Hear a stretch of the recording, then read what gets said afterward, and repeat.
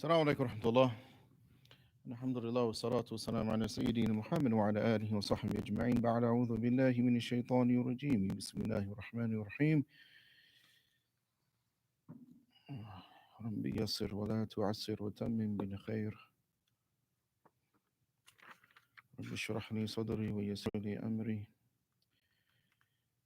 We are going to, because we are a little bit behind, so we're just going to like bounce forward just a little bit to the 14th juz, inshallah,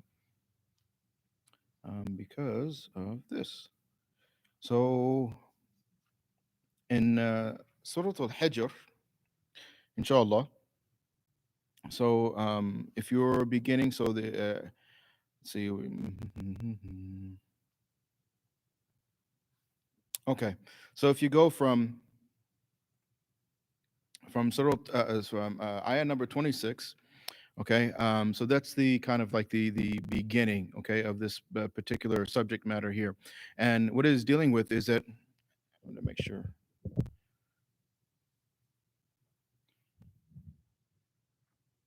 everybody can hear. Inshallah. So what this is dealing with is that Allah Subhanahu wa Taala says. وَلَقَدْ خَلَقَنَا الْإِنسَانَ مِنْ صَلْصَالٍ مِّنْ حَمِيمٍ مَسْنُونٍ. So Allah subhanahu wa ta'ala goes into now the creation of the race of the human being, and Allah subhanahu wa ta'ala mentions now the creation of the race of jinn. And then Allah subhanahu wa ta'ala speaks about blowing in the ruh into the human being. So and then hmm, فقعوا له ساجدين. فسجد الملائكة. So now this, because again, I want to get to the other page here, inshallah, and this 20 minutes goes by very fast, especially when my mouth gets to running. So now this, as you know, the story of Iblis, and after the creation of Adam alayhi salam, and Allah subhanahu wa ta'ala gives this amr, as you and I both know, that Iblis, well, hopefully we know, inshallah. I found it in the past that not everybody is aware of this, but Surah Al-Kahf, Allah subhanahu wa ta'ala says very clearly that Iblis kana min al-jinn, that Iblis is from amongst the jinn. But now he has been included amongst the malaika because the status of Iblis, and there's different ways, and ulama and mufassirin, so there is a discussion revolving around this in the academic world amongst ulama. This is not the time or the place, maybe some other time and some other place, inshallah, but maybe in the same place. But so now Iblis was Iblis for the jinn is like Adam alayhi salam for the human being. So Iblis is the origin of the jinn and the shayateen. So he is like Adam alayhi salam for the jinn, the same way they Iblis is like Adam alayhi salam for the jinn, the same way Adam alayhi salam is for the race of the human being, and had a very special status in the sight of Allah subhanahu wa ta'ala. And even historically there were two separate times where the jinn had become so unruly and disobedient, and the level of corruption and disobedience had become so pervasive to the extent that Allah subhanahu wa ta'ala had sent Iblis to as a punishment and to destroy the jinn. So there's a history that precedes the creation of the human being in the physical form of Adam alayhi salam. So Iblis had this status with Allah subhanahu wa ta'ala, that he had this ma'rifah of Allah subhanahu wa ta'ala. He was a scholar, he was an alim, if you want to call it that, and he was the abd of Allah subhanahu wa ta'ala. He was the servant, obedient servant of Allah subhanahu wa ta'ala. Then now the creation of Adam alayhi salam and the status which Allah subhanahu wa ta'ala had designated for Adam alayhi salam, had afforded to Adam alayhi salam and his progeny, that now when the order came for the malaika to go into sujood, that Iblis, because again of this status, he is now included in that amr, and he refuses. Aba. So he refuses to go into sajda. Illa Iblisa, and this is ayah number 31. Illa Iblisa aba an yakuna ma'a sajidin. So he refused that he would be amongst those who prostrated and this is a prostration of respect, and it is a prostration which is in conforms to the obedience of Allah subhanahu wa ta'ala. فقال, Allah subhanahu wa ta'ala says, Ya Iblis, manaka alla takuna ma'a sajidin. Why isn't it that you have not included yourself amongst those who have made sajda? And قال لم أكن لأسجد لبشر خلقته من صلصال من حميم مسنون. So Iblis, Iblis was and is a racist. And he is when we say racist, we mean like in the true sense of the term, not the nonsense that Iblis corrupts the heart of the human being and gets us to engage in these days, but a true racist, meaning the whole race of human beings is whom he was against. So he was a true racist. um, so this he refused to bow down to what he felt was an inferior race. And subhanallah, this is very apropos. It is extremely appropriate for our modern times because race as well as nationalism. So these divisions amongst humanity. This is how Shaitan makes us look like fools. And the side of the rest of creation, and the side of and the side of Allah subhanahu wa ta'ala, and in the universe, because Shaitan makes us guilty of and lowers us and brings us down from our status through this insinuation, these demonic insinuations, and the instigation and this agitation, and trying to create these differences between the human beings. This is how Shaitan now divides the human beings and destroys the unity amongst the human race. Because if all of us, if we were collectively, if we were obeying Allah subhanahu wa ta'ala, then collectively we would all be, each and every one of us, we would be better than Iblis. It is because of Iblis that now, and listening to the waswasa, the insinuations and the whispers of the shaitan, that we now come down from this status. We bring ourselves down, we come down from the status, and we end up becoming worse than animals. So, but Iblis was a true racist, not this nonsense now because of the difference in the pigmentation and the melanin content in the skin tone of the person, which is, I mean, just think about it, it's just completely absurd. So everything else about us, if you look at the race of jinn and the race of human beings, like okay, like you have a difficulty finding the commonalities, you have difficulty finding the similarities. With the human beings it's exactly the opposite. So the only real difference is the fact that you are of a different, again, complexion. You have a different skin tone. The level of melanin in your skin is different than somebody else. Otherwise everything else is the same. Internally the organs and everything are all in the same place. The blood is still the same. We still function the same. We still have as far as like our senses and eyes and ears and all that, even though they may be different shapes and sizes and everything, but it's we're all the same. But now we are being made to look and to act as fools, and as complete idiots, and stupid, just because of again, because of the difference in somebody's skin tone. And the thing about it is that even if you take people of different complexions now, those skin tones in and of themselves, they do change. So if you take a white person and you leave them out in the sun, after they get done turning red, and the tan sets in, then they become brown. And the same way that if you even somebody who's extremely dark complected, and you put them somewhere, like say for instance in Alaska, you put them far up north where the summer months are short, and there's less exposure to direct sunlight, and they're further away from the equator, even their complexion will begin to pale down to lighter shades. So there is a, even for each human being, there is a like spectrum that we are naturally like, the possibility of shifting within that spectrum of shades. And it's based on again, climate and region and exposure and so on and so forth. So then the notion now that there's so much emphasis by the human beings on the color of their skin, to the extent that they are now bleaching their skin, and this phenomena exists of people of color.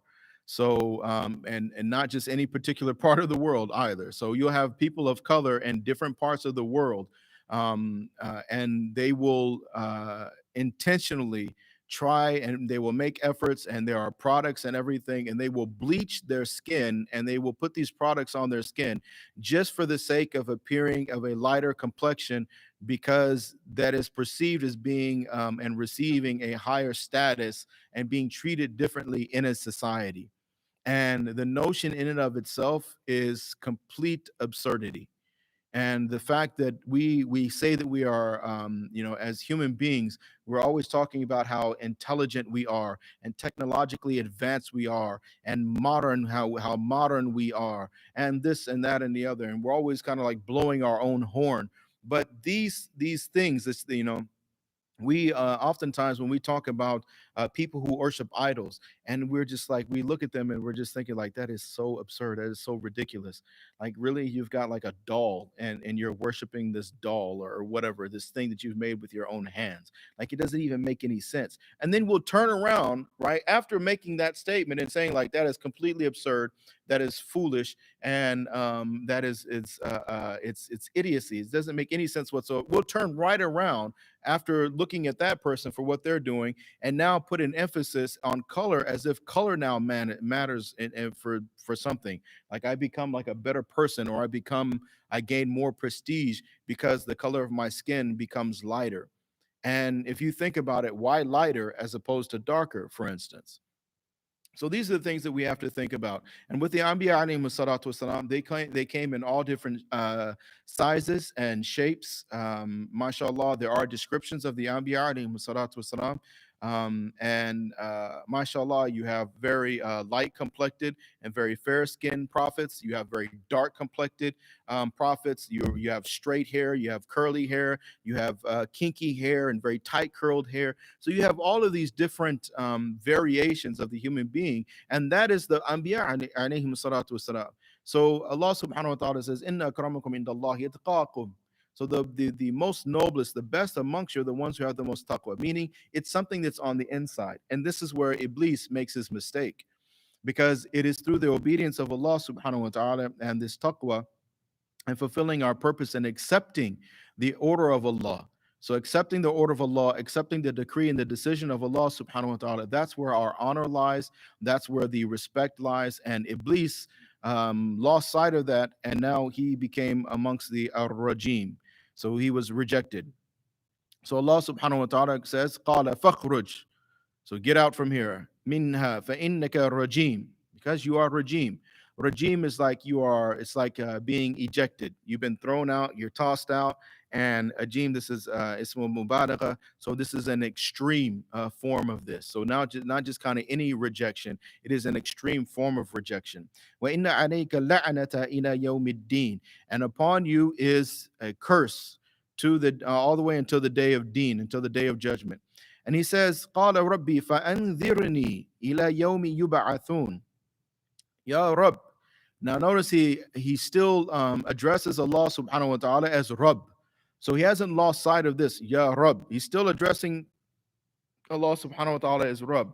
Why is this important to us? It's important to us because recognizing Allah subhanahu wa ta'ala as our Rabb and obeying Allah, that these are two totally different things. So with his verbally, he's saying, Ya Rabb. He says, Qala Rabbi. So when he's saying that my Rabb, you're my master, but his actions are not in accordance with what he is saying. So this differentiation between what we're saying and what we're doing, that then when these two things don't match up, and that nifaq, or that hypocrisy, becomes apparent because what I'm saying is not matching up with my actions, then what happens is that we become like shaitan. And this is an example of it right here. فَأَنذِرْنِي, grant me respite, ila yomi, to the day yuba'athun, until the day when everybody now is resurrected, is brought back together.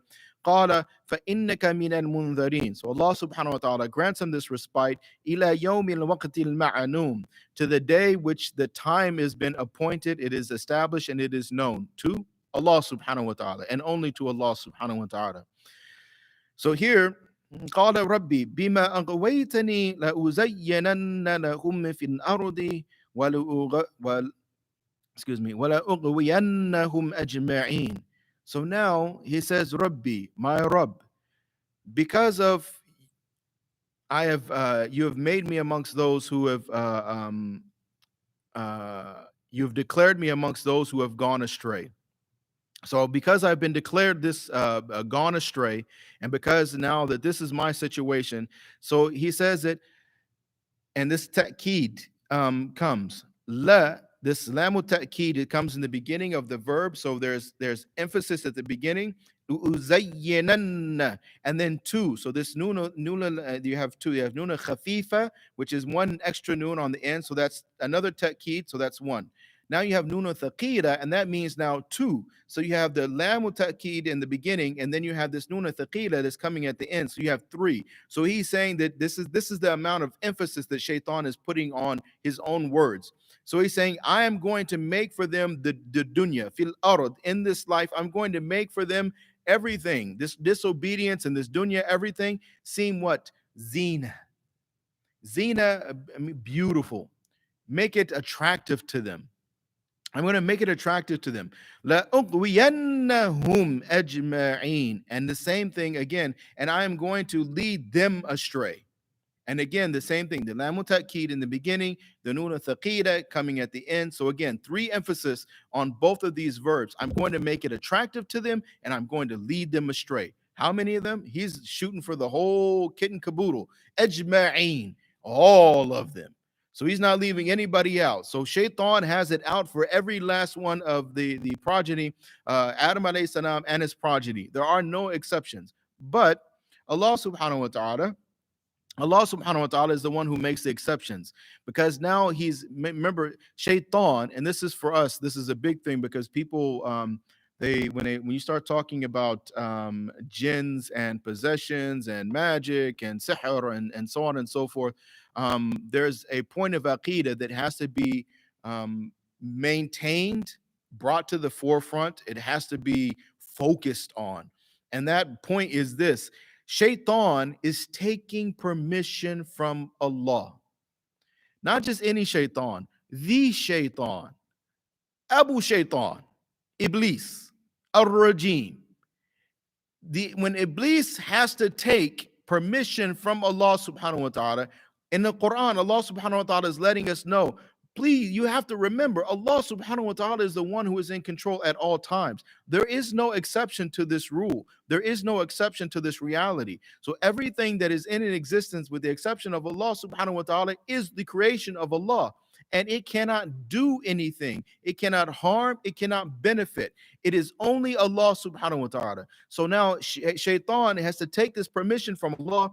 And when Shaitan makes this statement with ta'keed, ta'keed, ta'keed, ta'keed, emphasis, emphasis, I'm going to do this. Allah subhanahu wa ta'ala says, Inna ibadaka, excuse me, Shaitan understands this, Illa ibadaka minhumul mukhlasin, except your ibad, from amongst them who are sincere. So Shaitan knows, Iblis knows, that as long as we are sincere, that there is no way that he is going to be able to have any influence over us, and he is not going to be able to harm us, because we are the true and sincere ibad of Allah subhanahu wa ta'ala. Thus we are under the protection of Allah subhanahu wa ta'ala. Allah subhanahu wa ta'ala says, قَالَ هَذَا صِرَاطٌ عَلَيَّ مُسْتَقِيمٌ. Allah subhanahu wa ta'ala says that this is the way upon me, which is the straight path.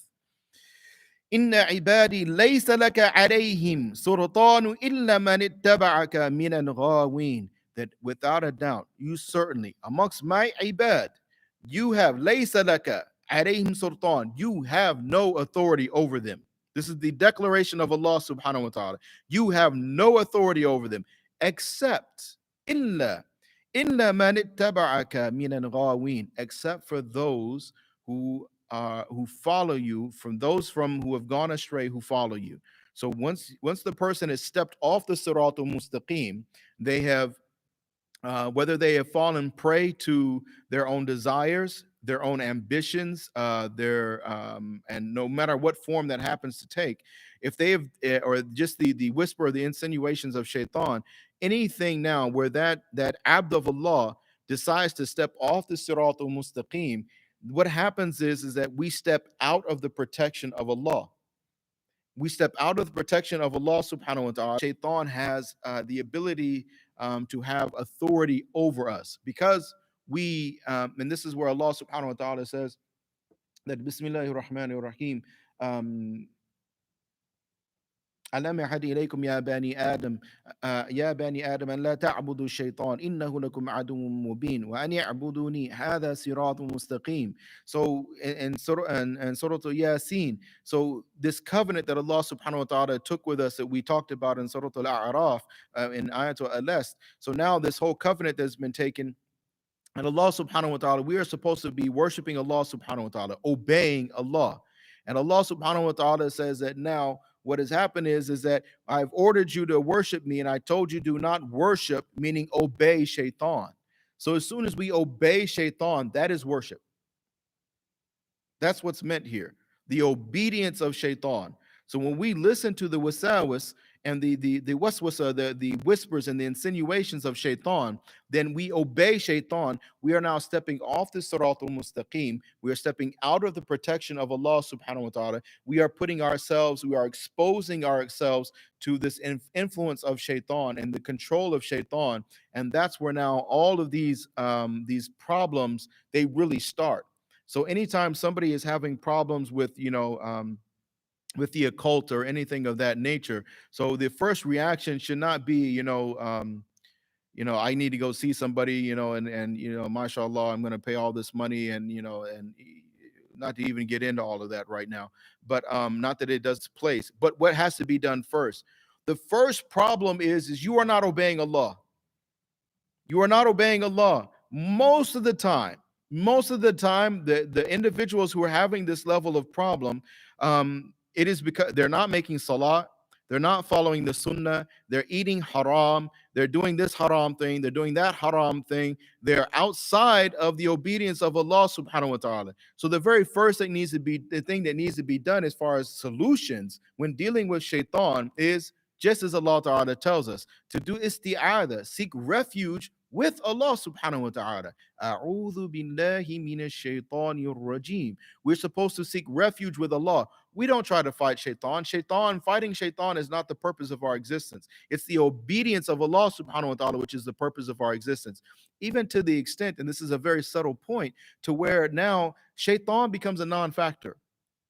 We don't think about shaitan. We're not worried about shaitan. Shaitan doesn't have any power, doesn't have any control. My whole point and purpose is to stay focused on the Siratul Mustaqim. Put one foot in front of the other in the footsteps of Rasulullah Sallallahu Alaihi Wasallam, and that is why I exist.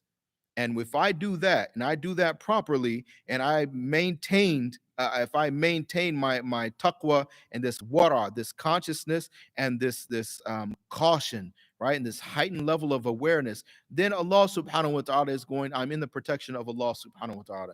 So when we are outside of that, step one, make tawbah, make tawbah.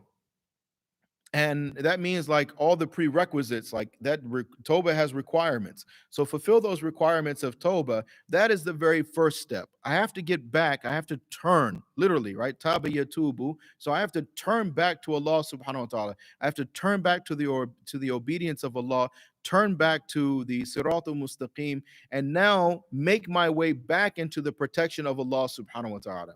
And then mashallah, we will find that a lot of these issues and these problems, that we mashallah, that we have this, we are under the protection of Allah subhanahu wa ta'ala, and they become a non-factor. We don't have to worry about those anymore.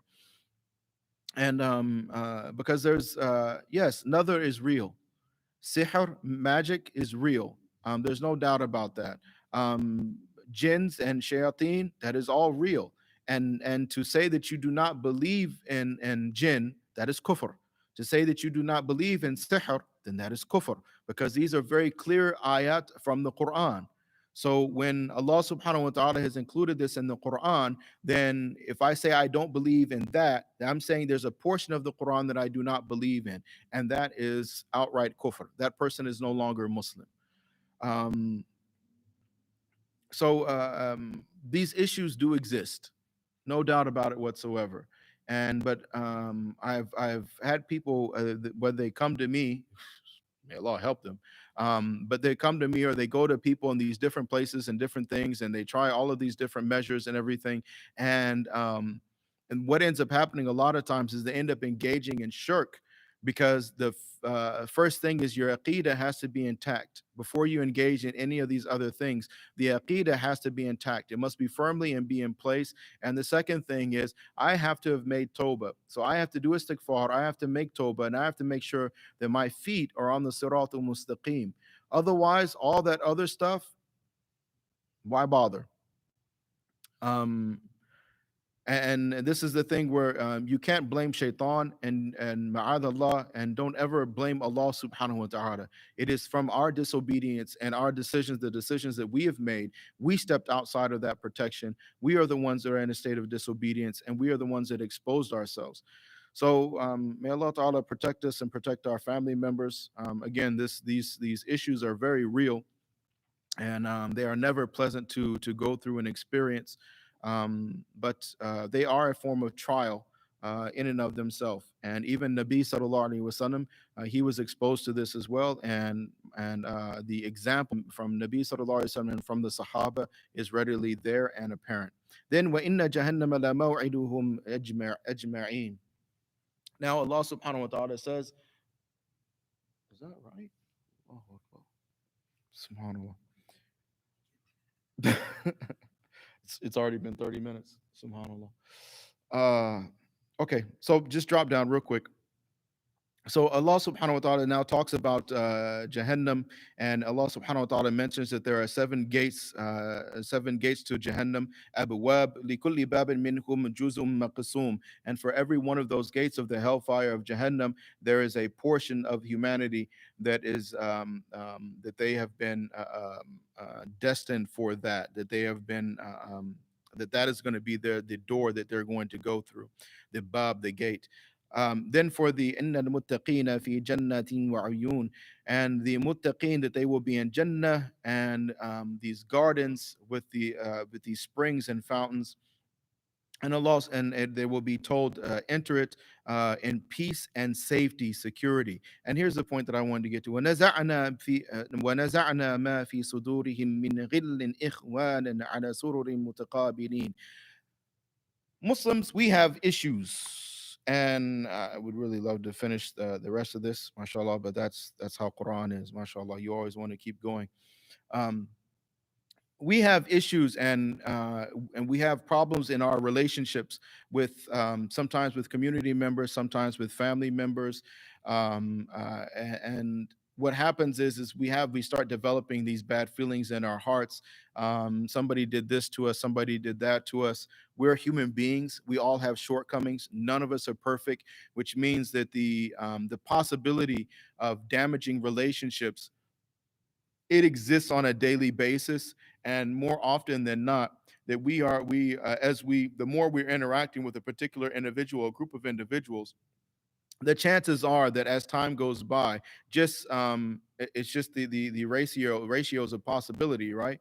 That we are going to say something, we are going to do something that is going to upset people. There's no getting around it. That's just part of human society and socialization of human beings. And it does require us to have hilm, forbearance. We have to be forgiving of each other. We have to be understanding of one another. We have to be compassionate with one another. We have to have empathy for one another. And even though we're engaging in that process, sometimes somebody does something to us, and even though we forgive them, there's that thing that exists in our hearts, right? Where we have some bad feelings. Like, I'm not angry with him. I don't have like I'm not angry with him. I forgive him, but I don't want to deal with him. I don't want to have anything to do with him. Salam alaikum, wa alaikum salam. I don't want to talk to you. Get away from me. Right? You don't say that. You're thinking it. But this feeling that exists in the heart, and these tensions that exist in these relationships between the believers, right? They're very real things. It's undeniable.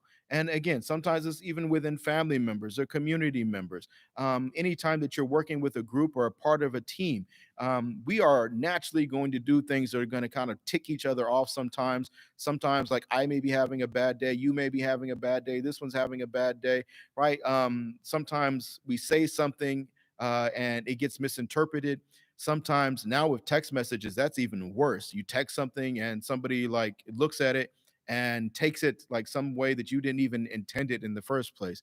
The point is that it starts leaving these bad feelings, these ill feelings for believers in the heart of in our own hearts. Allah subhanahu wa ta'ala says that on in Jannah, when you and I, by Allah's fadl and rahmah, may Allah make this true, when you and I are made to enter into Jannah, and we are now residing and we are the residents of Jannah, that these feelings will not exist in our chests. They will not exist in our hearts. We will not have like whatever is taking place in the dunya, there will be no residual effect. Okay, so there will be there's no residue. There's no like that oily bad feeling from like what took place in the world. All of that will be removed from our hearts. None of that will be carried with us into Jannah, and it's kind of like, look, that was there, it was hard, it was rough, it was hayat dunya, we all made mistakes. Allah subhanahu wa ta'ala purified us. Allah subhanahu wa ta'ala, by his rahmah, not by our own actions but by the rahmah of Allah, we've entered into Jannah, and now here we are forever. So all of that is gone. So we will now enjoy each and every inhabitant of Jannah. We will all enjoy each other's company. We will all have a love for one another. We will all have an appreciation for one another, and we will enjoy the pleasures that Allah subhanahu wa ta'ala has prepared for us in Jannah. We will enjoy those reclining on couches, facing one another, and we will talk about the things that took place in this dunya with the sense of with a light-hearted sense. Like you remember when this happened and that happened, and right. So that's something for us to think about when we're dealing with Muslims, and we do hit those situations in our day to day where those tensions may arise, and sometimes that friction starts to develop. That, you know what, this is hayat dunya. This is not our final destination. So we're gonna forgive. We're gonna have mercy. We're gonna let these things go, and then, because you know what, this is my brother, this is my sister in Islam, and or even closer. And this is not only my brother and sister, this is my blood relative in Islam. And In Jannah, none of this drama is going to matter. None of this friction is going to matter. None of this tension is going to matter. So we can, if it doesn't matter there, why let it matter here? So we can begin to like just drop all of this drama, drop all the ill feelings and the rancor and the resentment that we may have, and holding on to grudges and these things. We can free our hearts of these things now, because when we look at Muslims, we can look at them and say, you know what, this is the person I'm going to be by inshallah, by Allah's rahmah, I'm going to be spending eternity with these people. That these people, inshallah, that these are the inhabitants of Jannah, and I'm going to be with these people forever in Jannah. And when we get there, this stuff, this petty stuff in this dunya, none of that's going to matter anymore. So why let it matter now? So may Allah subhanahu wa ta'ala cleanse our hearts and purify our hearts of any grudges, any ill feelings that we may have for another Muslim. This beautiful dua, ربنا ربنا اغفر لنا وإخواننا الذين سبقونا بالإيمان ولا تجعل في قلوبنا غلا للذين آمنوا ربنا إنك رؤوف رحيم آمين يا رب العالمين. Ya Allah, accept us, have mercy on us. Put it in our hearts to forgive each other so that you will forgive us. Put it in our hearts to have mercy on each other so that you will have mercy on us. And oh Allah, unite us all together with clean hearts and make us from amongst the inhabitants of Jannah to dwell therein by your pleasure, by your rahmah, enjoying these pleasures and your rahmah together in Jannah. Wa akhiru da'wana alhamdulillahi rabbil alameen. Jazakum Allah khairan jaza. Assalamu alaikum wa rahmatullah.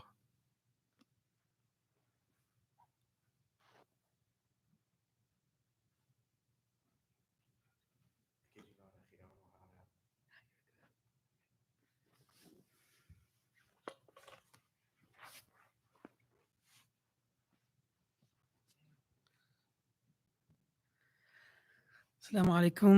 Today, inshallah, we'll be covering the first quarter of the 16th juz, inshallah. Thank you.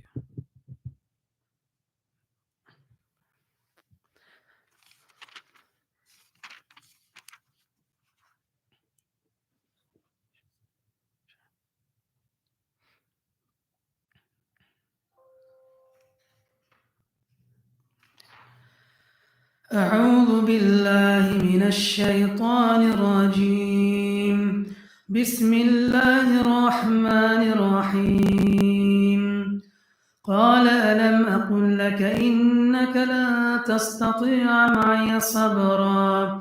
قال إن سألتك عن شيء بعدها فلا تصاحبني قد بلغت من لدني عذرا.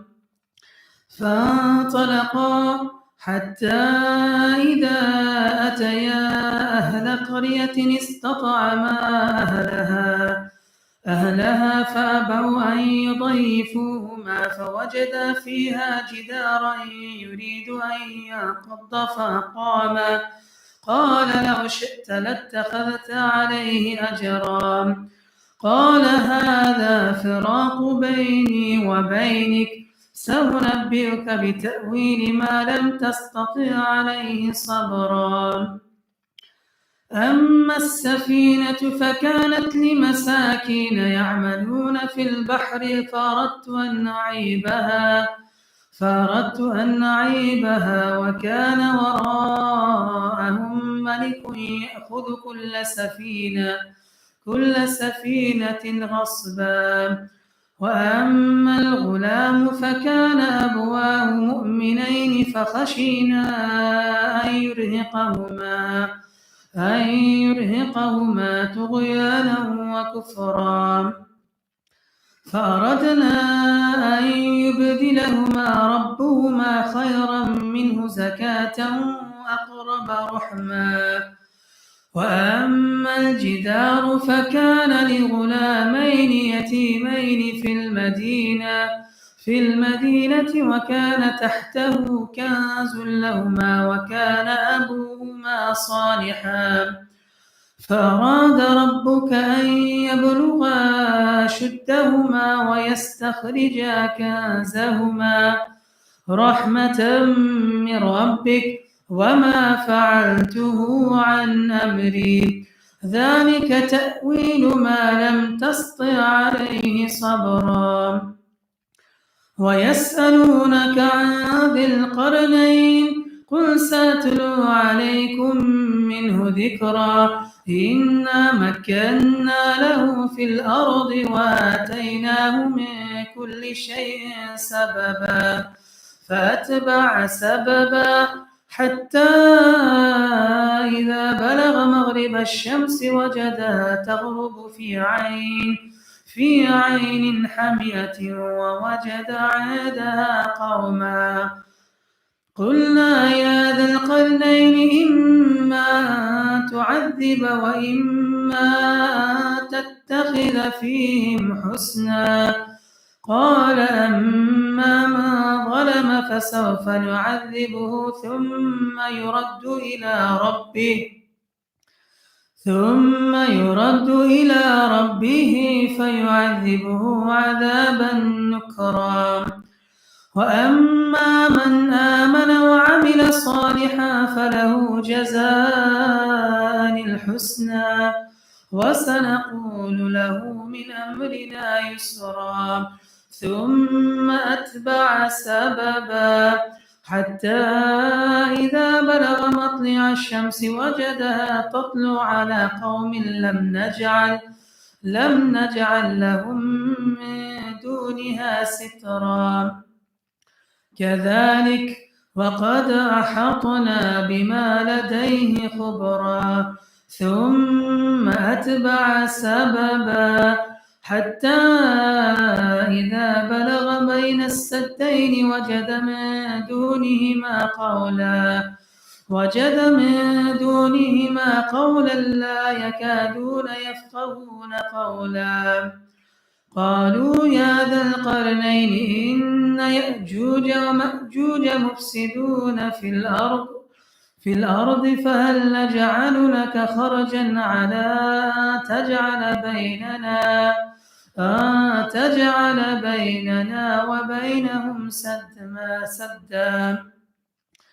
قال ما مكني فيه ربي خير فأعينوني بقوة أجعل بينكم وبينهم ردما.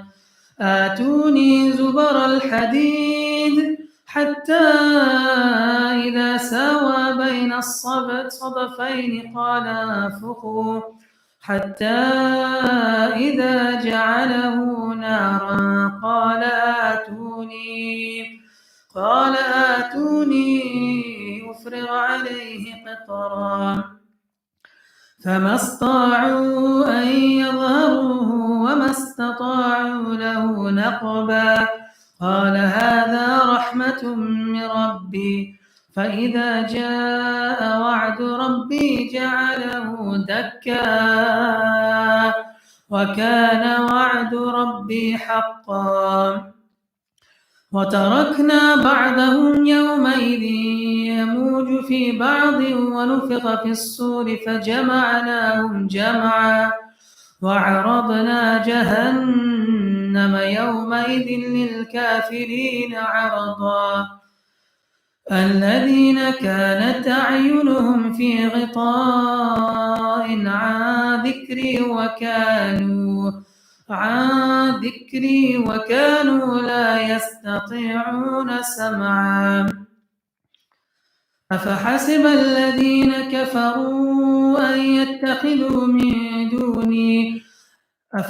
الذين كفروا أن يتخذوا عبادي من دوني أولياء إنا أعتدنا جهنم للكافرين نزلا قل هل ننبئكم بالأخسرين أعمالا الذين ضل سعيهم في الحياة الدنيا وهم يحسبون أنهم يحسنون صنعا أولئك الذين كفروا بآيات ربهم ولقائه فحبطت أعمالهم فلا نقيم لهم يوم القيامة وزنا ذلك جزاؤهم جهنم بما كفروا واتخذوا آياتي ورسلي هزوا إن الذين آمنوا وعملوا الصالحات كانت لهم جنات الفردوس نزلا خالدين فيها لا يبغون عنها حولا قل لو كان البحر مدادا لكلمات ربي لنفد البحر قبل أن تنفد كلمات ربي ولو جئنا بمثله مددا قل إنما أنا بشر مثلكم يوحى إلي أنما إلهكم إله واحد فمن كان يرجو لقاء ربه فليعمل عملا صالحا ولا يشرك بعبادة ربه أحدا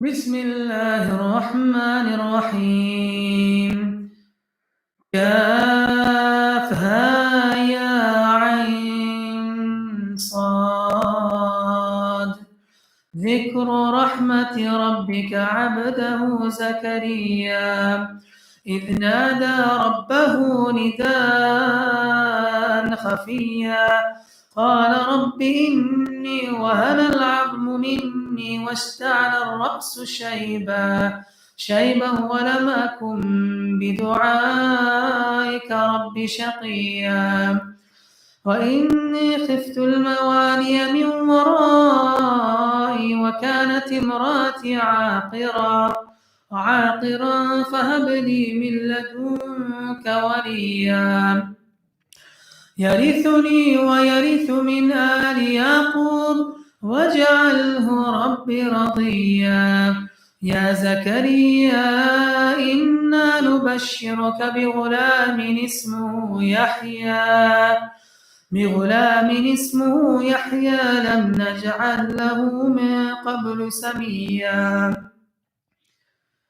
قال رب أنى يكون لي غلام وكانت امرأتي عاقرا وقد بلغت من الكبر عتيا. قال كذلك قال ربك هو علي هين وقد خلقتك من قبل ولم تك شيئا. قال رب اجعل لي آية. قال آيتك ألا تكلم الناس 3 ليال سويا. فخرج على قومه من المحراب فأوحى إليهم أن سبحوا بكرة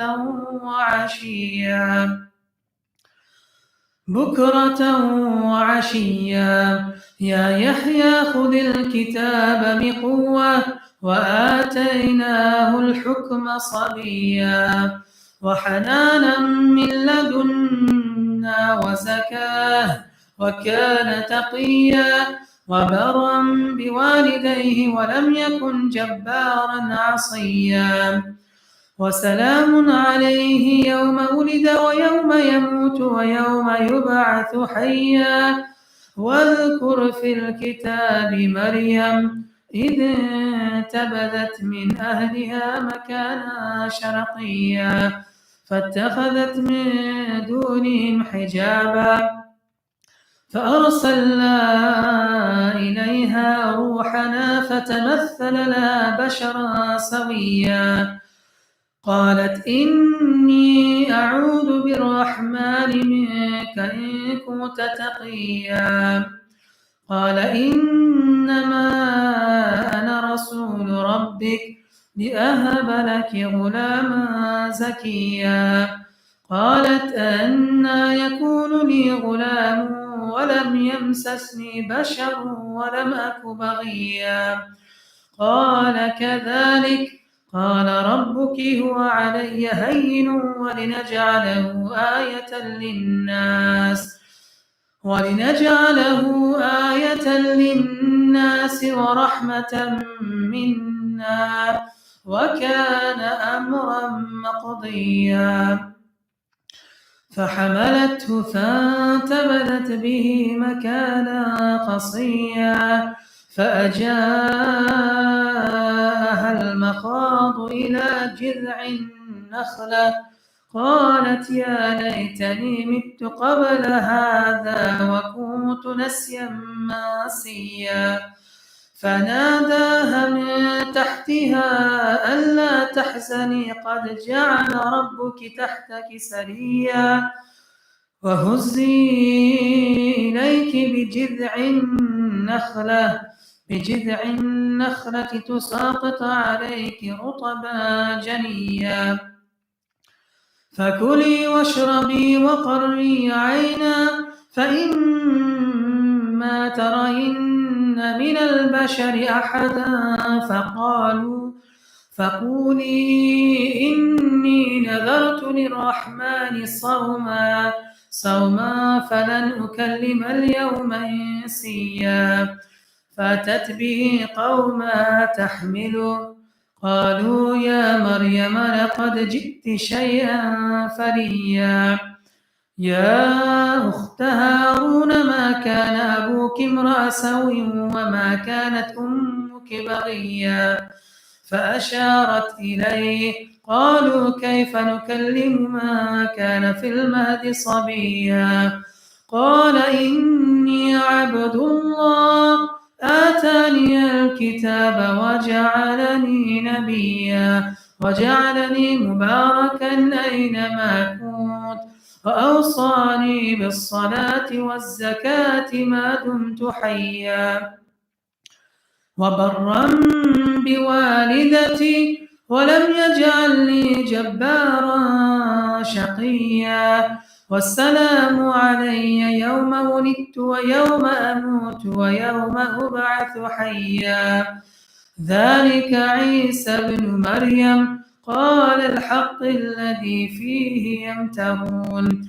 ما كان لله أن يتخذ من ولد سبحانه إذا قضى أمرا فإنما يقول له كن فيكون.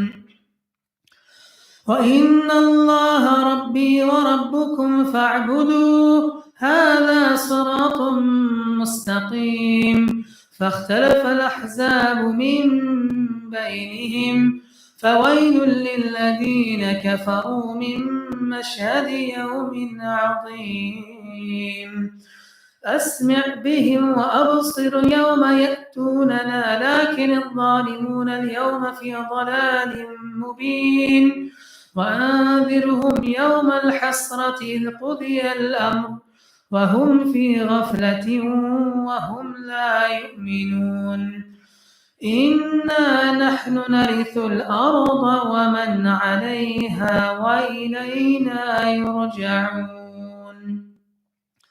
صدق الله العظيم. بسم الله الرحمن والصلاة والسلام على سيدنا محمد وصحبه أجمعين. ربنا آتنا في الدنيا حسنة وفي الآخرة حسنة وقنا عذاب النار. ربنا لا تزغ قلوبنا بعد إذ هديتنا وهب لنا من لدنك رحمة إنك أنت الوهاب. ربنا ظلمنا أنفسنا وإن لم تغفر لنا وترحمنا لنكن من الخاسرين. اللهم ربنا تقبل منا صلاتنا وصيامنا وركوعنا وسجودنا في شهر رمضان. ربنا اغفر لي ولوالدي وللمؤمنين يوم يقوم الحساب. اللهم صل على محمد وعلى آله وصحبه وسلم. سبحان ربك.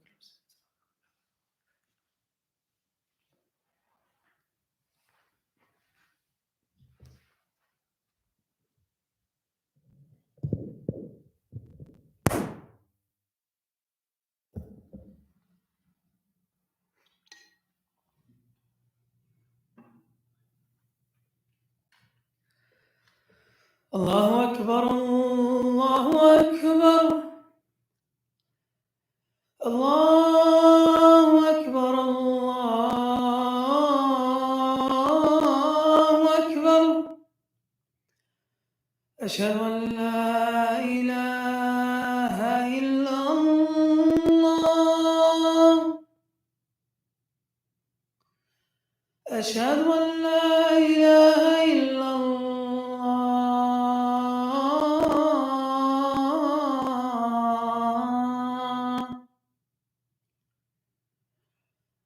أشهد أن محمد رسول الله أشهد أن محمد رسول الله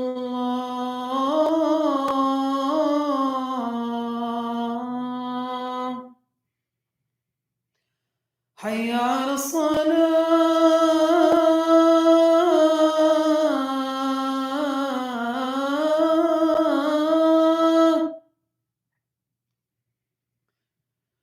حي على الصلاة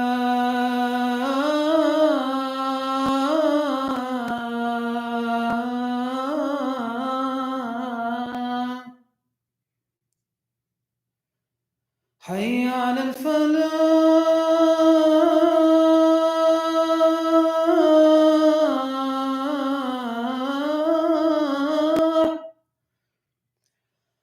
حي على الفلاح.